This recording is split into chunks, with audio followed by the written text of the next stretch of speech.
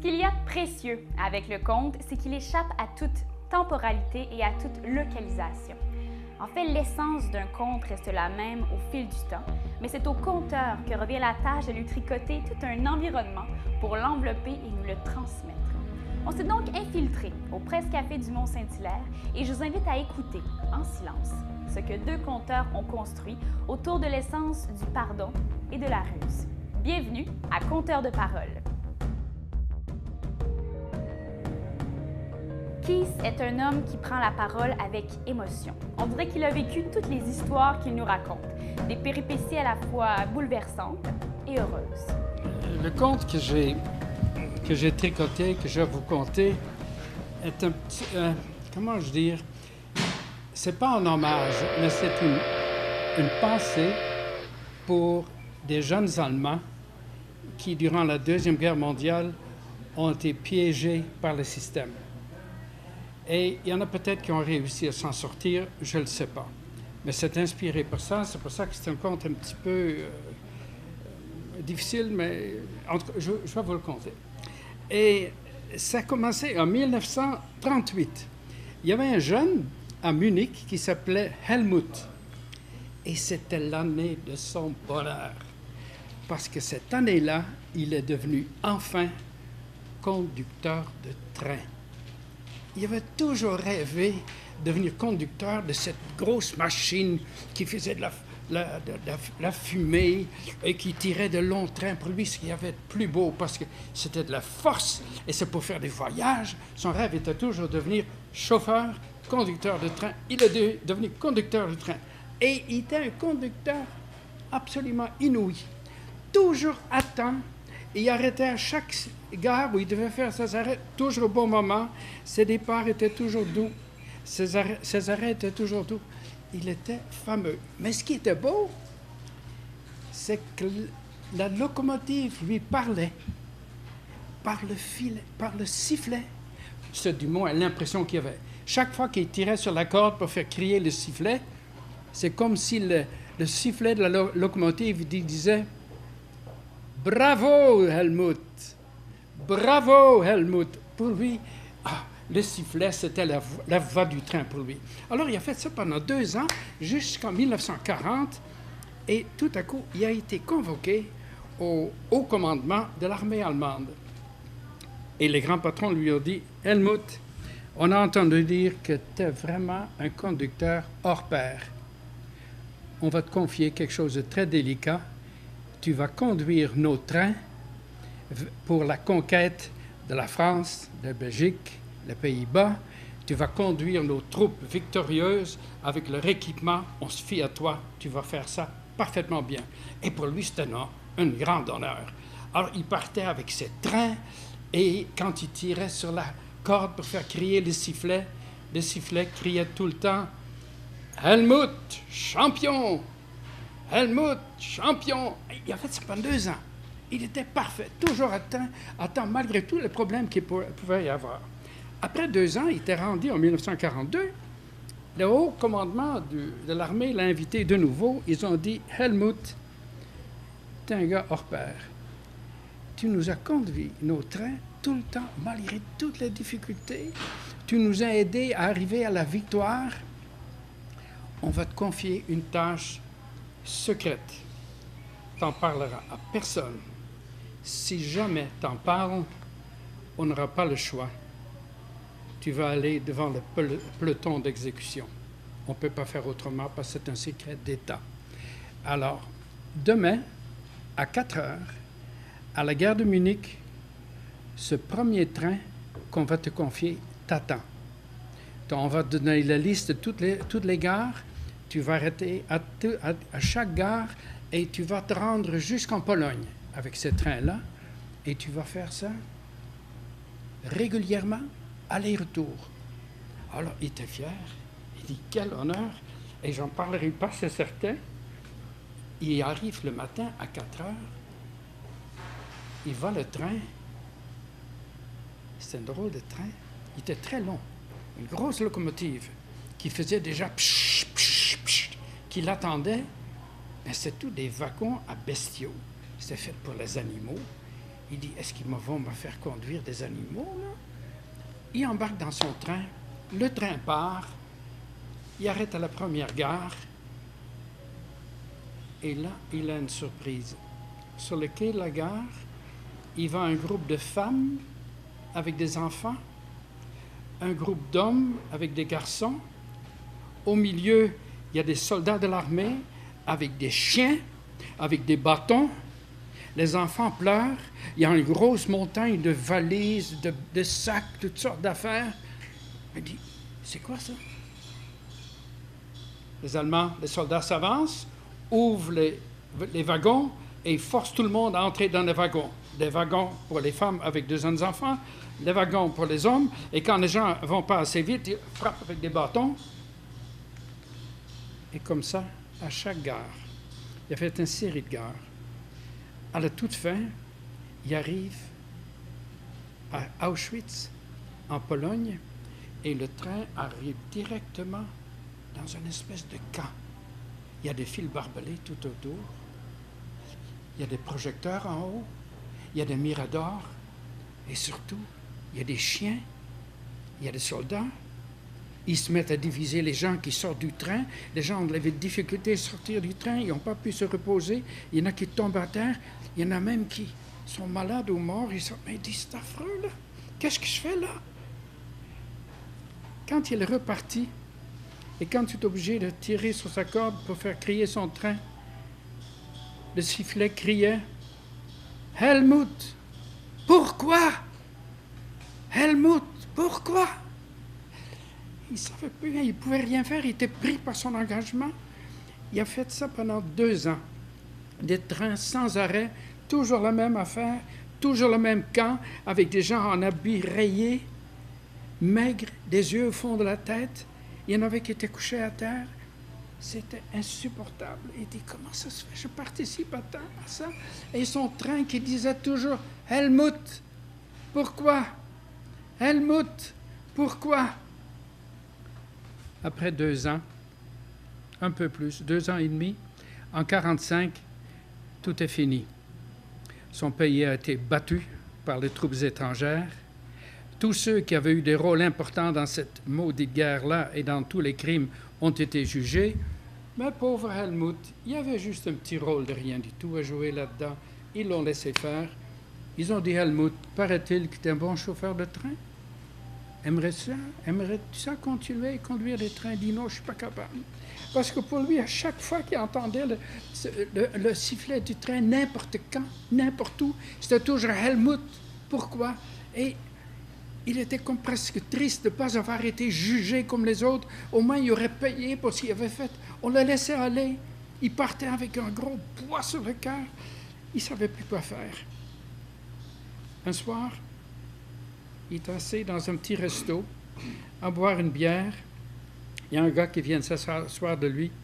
Ils se mettent à jaser et il découvre que l'autre est un ex-prisonnier de guerre qui a passé des années comme prisonnier de guerre de l'armée allemande au Canada. Il a été dans un camp au Canada longtemps. Il dit, tu sais, c'est un beau pays, ça. C'est des gens là-bas, ils aiment la paix. C'est pas un pays très fort. Les gens sont accueillants, ils ont des fins pour moi. Et toi, d'après ce que tu me dis, tu trouves ça difficile de vivre dans les ruines, dans les souvenirs. Va-t'en dans ce pays-là. Et je me rappelle d'un endroit, parce que je n'étais pas loin de là, c'était une petite ville qui était entre une rivière et une montagne. Ah, c'était beau, ça. Je pense que ça s'appelait Mont-Saint-Hilaire, que ça s'appelait. Et ça, c'était bien beau. Et si jamais tu es fatigué, tu peux aller te promener sur cette montagne-là. Paraît-il, c'est bien beau. Alors, tu vas voir la paix là-bas. Tu seras loin. Alors, il était content. Il est parti pour le Canada.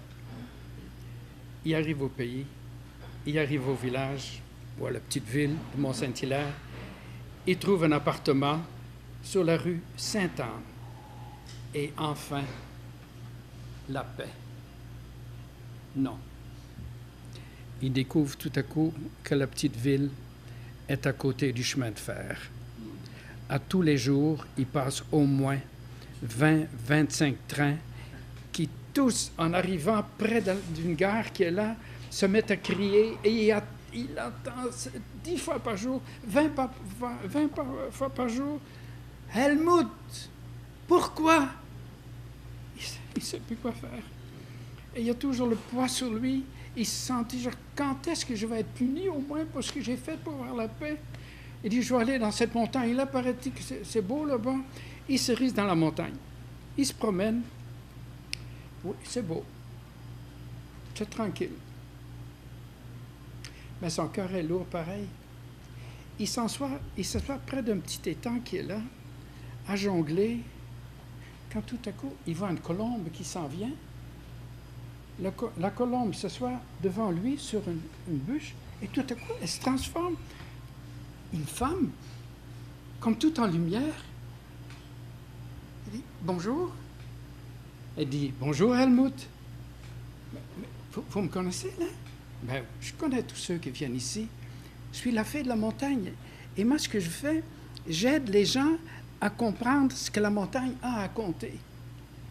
Oh, il dit, ça me surprendrait bien, gros, que cette montagne pourrait me faire quelque chose. Le poids que je traîne, c'est trop gros. Qu'est-ce qui est arrivé alors?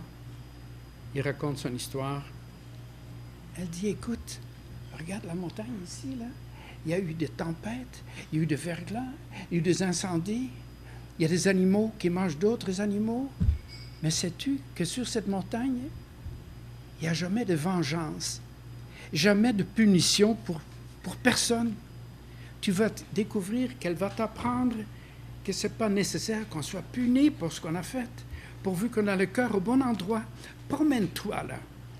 Et je vais revenir dans un mois, ça va être au mois d'octobre là. On revient dans un mois et je vais voir si la montagne t'a pas guéri. Alors, il faisait régulièrement sa marche. Et oui, il pensait un peu moins au poids qui pesait sur lui. Il pensait un peu moins à l'espèce de punition qu'il cherchait. Mais il s'est fait un grand creux en lui. Il a arrêté de penser à lui et il s'est mis à penser aux gens qui étaient dans les trains. Il dit, je leur ai fait des choses terribles, je les ai conduits à la misère, peut-être à la mort. J'aimerais leur donner quelque chose en retour, mais que veux-tu que je leur donne? Quand la fée est venue, tel que promis, un mois, il a fait toutes ces promenades, ils se sont rencontrés de nouveau au même petit étang. Elle a dit, « Hey Helmut, t'es guéri? » Il dit, « Oui, un peu, oui, je me sens un peu moins pesant, là. Mais en même temps, il y a un creux, un vide en moi. Je voudrais faire quelque chose pour ces gens-là. Ça se peut pas ce que je leur ai arraché. J'aimerais pouvoir leur redonner quelque chose. » Elle dit, « Écoute, Helmut, on va t'arranger ça. Demain, tu montes sur le pain de sucre. Apporte tes jumelles. Regarde en bas, tu vas voir la voie ferrée. Et tu vas voir le train que tu as conduit. Il va venir ici avec les gens que tu as conduits. Et tu vas pouvoir les rencontrer. » « Oh non, je ne peux pas faire ça. Ça me fait trop mal. Écoute, je serai là, énerve-toi pas. » Il dit, « OK. » Le lendemain, il monte sur le pain de sucre avec ses jumelles. Vers la fin de l'après-midi, il entend le train qui s'en vient. Il entend même le sifflet. « Helmut, pourquoi? » Et il regarde en bas, il voit le train s'arrête, le train se vide. Il voit tous ces gens-là en costume rayé, comme dans le camp qu'il avait vu. Et il voit aussi, au-dessus du train, la colombe qui se promène. Il dit, « Ah, la fille est là. Ah oui. Elle m'avait dit que quand tu verras le train, rends-toi au lac. C'est là où tu vas le rencontrer. » Je vais aller au lac. Alors, il s'en va doucement au lac. Et là, il y a la surprise de sa vie. Il y a déjà une foule de gens qui est là. Mais ils ne sont plus en habits rayés. Ils ont toutes les belles couleurs d'automne. De l'or, du rouge, orange, jaune. Ils sont magnifiques. Ils chantent, ils dansent. Et il n'ose pas s'approcher. Il dit, non, c'est des gens que j'ai conduits, moi. Mais la fille est là. Elle dit, viens. Georges, viens. Elle l'amène, elle s'approche des gens. Les gens s'écartent. Le silence tombe. Il entre au milieu Et il y a un vieux juif qui s'approche de lui. Il dit, « Salut, Helmut. » Elle dit, « Excuse-moi, là. J'ose même plus, je ne sais pas quoi faire pour vous, là. J'ai fait tellement de choses terribles. C'est un poids énorme. » Helmut, on n'a rien à te reprocher. On te punit de rien. Mais fais-nous un don, un cadeau. Le cadeau du pardon. Pardonne d'abord à toi-même, parce que tu as le cœur au bon endroit. Durant toute ta vie, quand tu vas rencontrer des gens qui ont le cœur au bon endroit, pardonne-leur toujours. C'est ça que le cadeau que tu dois faire. Et c'est comme ça que tu vas préparer la paix. Cette montagne, c'est une montagne de paix, là, une montagne de pardon. Alors les gens se mettent à chanter autour, ils se mettent à danser, ils dansent avec eux autres. C'est une fête absolument merveilleuse. Il a dansé toute la soirée. Rendu dans la nuit, il est fatigué, il se couche à terre, il s'endort. Et quand il se réveille le matin, il n'y a plus personne, sauf la fée est à côté de lui. Elle dit, « Madame la fée, là, où est-ce qu'ils sont rendus, là? » Ils sont retournés au paradis de la paix et ils te font un grand cadeau. Désormais, Helmut, à chaque fois que tu entendras le sifflet du train, le sifflet dira plus jamais « Helmut, pourquoi ?» Il va dire quelque chose de magnifique. En juif, il va dire « Shalom, Helmut ». Et « Shalom », ça veut dire la paix, Helmut. Tu vas voir, à chaque fois que tu vas l'entendre, c'est ça que tu vas entendre.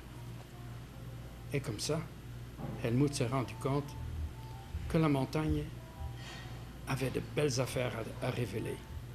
Merci.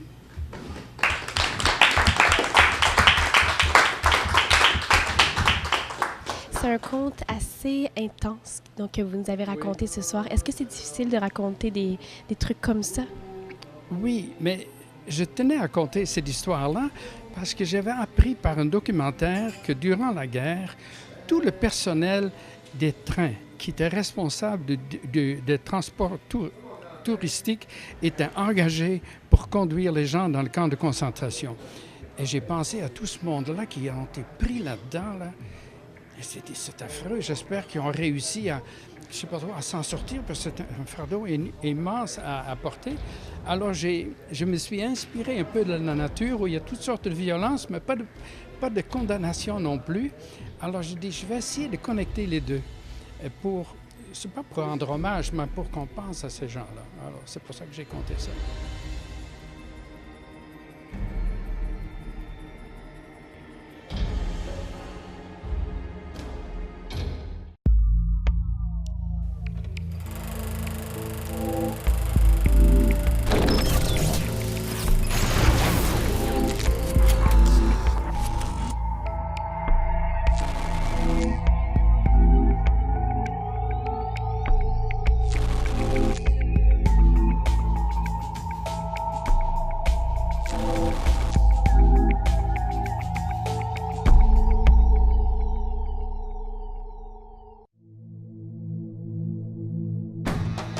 Rénal de Barbarie nous entraîne maintenant dans une toute autre ambiance historique avec cette histoire du grand-père de son grand-père qui a décidé de se venger de la manière la moins violente qui soit. On l'écoute. Maintenant, de l'ormier chénier, vous dormez au fond de nos cœurs. Vous étiez tout seul dans la mort, mais par elle nous vaincrons. Moi, mon grand-père, il y avait un grand-père. Moi, je sais qu'on a pas mal tous des grands-pères. Si on est là, c'est parce qu'on a eu des grands-pères, puis nos grands-pères ont eu des grands-pères. Mais moi, mon grand-père n'était pas supposé d'avoir de grand-père, parce que son grand-père, Petit Pierre, qui s'appelait à 18 ans, il était pensionnaire au séminaire de Trois-Rivières parce qu'il voulait être missionnaire dans les régions polaires, chez les Esquimaux. Moi, c'est sûr que j'aurais choisi les régions solaires. Disons que les créatures ne sont pas habillées de la même manière. Hein, mais c'est pas mon histoire, c'est celle de Petit Pierre. Petit Pierre, au début de l'automne, il était sur son balcon au séminaire de Trois-Rivières devant le fleuve. Il était après lire son bréviaire. Il se pratiquait pour être curé, en fin de compte. Et tout d'un coup, il voit arriver de l'ouest un bateau, le Buffalo, avec le Union Jack qui flottait en arrière. Puis là, ben, il y a eu plein de frissons quand il a vu ça. Parce qu'il savait qu'est-ce qu'il y avait dans ce bateau-là. Il y avait 57 exilés qui s'en allaient vers une prison australe, l'Australie. Puis là, ben, quand il a vu ce bateau-là, ben, tous les souvenirs, toutes les images, ils revenaient en mémoire. Tout ce qu'il avait lu dans le journal La Minerve, il revenait. L'hiver passé, c'était supposé être un hiver blanc, un Noël blanc, comme d'habitude. Mais là, ça avait été un hiver rouge, un Noël rouge. Rouge des habits rouges britanniques, avec leurs carabines flambant neuves munies de baïonnettes, devant un petit groupe de patriotes, eux autres avec juste des vieux fusils datant de l'époque de la Nouvelle-France, des bâtons puis des fourches. Ça a été un hiver rouge du sang versé, de ces baïonnettes sortant du ventre de ces fils de liberté, du sang sur la neige, sous la froide clarté de la lune. Rouge des fermes incendiées en pleine nuit, ces femmes et ces enfants obligés de se réfugier dans une forêt à moins 30 sous zéro. Et surtout, rouge de honte, de voir l'élite de son clergé condamner et excommunier ses frères, qui s'étaient tenus debout devant la corruption, l'exploitation. Il y avait toutes ces images-là en tête. Il était triste. Mais un jeune homme de 18 ans, ne sait pas comment sortir sa tristesse. Ça broye pas. Un homme, ça broye pas. Une créature, ça peut pleurer, mais pas un homme.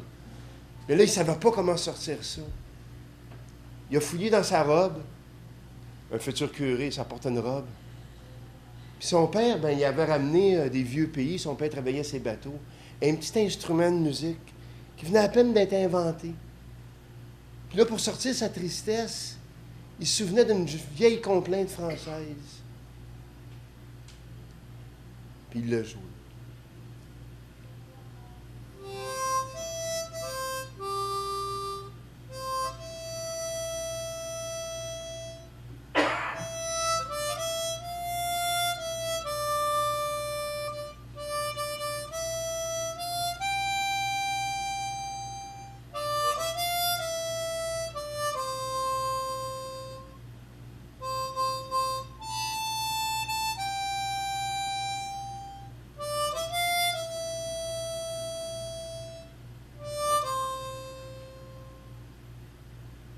Ça lui a fait du bien. Ça a sorti sa tristesse. Mais le lendemain, il ne voulait pas être missionnaire des régions polaires. Il a défroqué. Le lendemain, il est reparti par chez eux. Il a pris le chemin du roi pour s'en aller vers Québec. Puis là, sur son chemin, il n'avait jamais vu autant de miséreux, de nécessiteux, de quêteux. Puis c'est là qu'il a compris que le pouvoir britannique en place avait commencé à mettre son plan pour l'assimilation, l'exil de ce peuple, disait-il, sans culture, sans histoire, qui infestait la vallée du Saint-Laurent. Quand il est arrivé dans son village, au coucher du soleil, la première chose qu'il a vue, c'était pas une chose. C'était son ancien amour, la jeune Marie. Marie avec ses cheveux blonds 3 couleurs. Marie, quand petit Pierre était parti au séminaire, elle n'avait pas compris ce qui se passait. Pourquoi il partait comme ça? Eux autres, ils se connaissaient depuis la petite école. Pourquoi il partait comme ça? Il ne comprenait pas. Mais il était encore en amour. Ils ne sont pas sautés dans le bras parce que ça ne se faisait pas dans un petit village. Comme ça, se prendre dans le bras et s'embrasser. Il y avait tellement d'enfants dans les maisons qui regardaient dans les châssis pour voir qu'est-ce qui se passe dehors, que ça se faisait pas. Mais il l'a emmené chez eux. Puis à tous les soirs, pendant l'automne, il a accroché son fanal sur le balcon parce qu'il l'a courtisé. À Noël, ils se sont fiancés. Au printemps, ils se sont mariés. Mais petit Pierre avait encore l'idée de la vengeance. Mais c'était pas un violent. Donc, il ne s'est pas vengé dans la violence. Il s'est vengé dans l'amour. Ouais. Ils ont eu 25 enfants. 275 petits-enfants. 3200 arrière-petits-enfants. C'est ça qu'on a appelé la revanche des berceaux.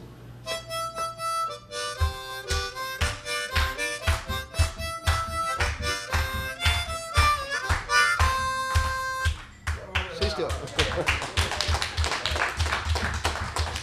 D'où vient le conte que vous nous avez présenté ce soir? C'est moi qui l'ai écrit. Je l'ai écrit. J'ai relaté les événements qui s'est passés. Donc, c'était facile pour moi, je veux dire. Vous êtes inspiré de l'histoire, de livres d'histoire? De l'histoire des patriotes, puis qu'est-ce qui s'est passé. Tout ce que je compte est vrai. Sauf que Pierre, c'est vrai que c'est mon ancêtre, là. Moi, je viens d'un beau... Moi, j'étais Barbarie, mais ma mère, c'est une Baudet. Puis dans cette région-là, il y a plein de Baudets, là. Il y en a plein la province. On regarde souvent les génériques à la télévision, il y a tout un Baudet en quelque part. C'est une histoire de famille en même temps. C'est une histoire de famille en même temps. C'est l'histoire du grand-père de mon grand-père.